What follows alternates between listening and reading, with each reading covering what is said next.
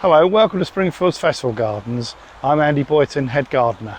Let me introduce to you our summer display of dahlias for 2022.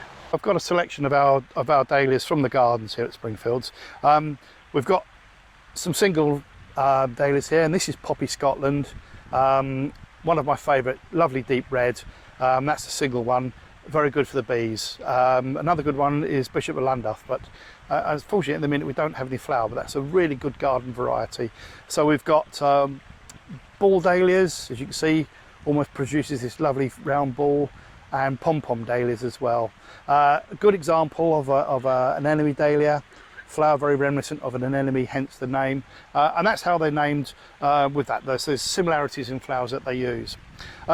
By far the biggest group that we have are the decorative dahlias. This beautiful one here, this one is called Seattle, and then at the back here, I've got the dinner plate dahlias, which just by their name you can see the large size flowers that they fill a dinner plate, hence the name. But they are decorative dahlias, and that's the big thing about them. They look like dinner plates, and they're very, very exuberant.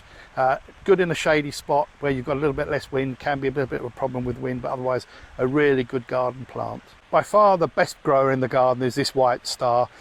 Produces masses of flowers, and is our biggest producer. We always get lots and lots of tubers at the end of the year. So probably the biggest number, probably over 180 tubers we'll end up with at the end of the season. So very, very good for the garden if you want lots of colour, beautiful white, and that semi-cactus.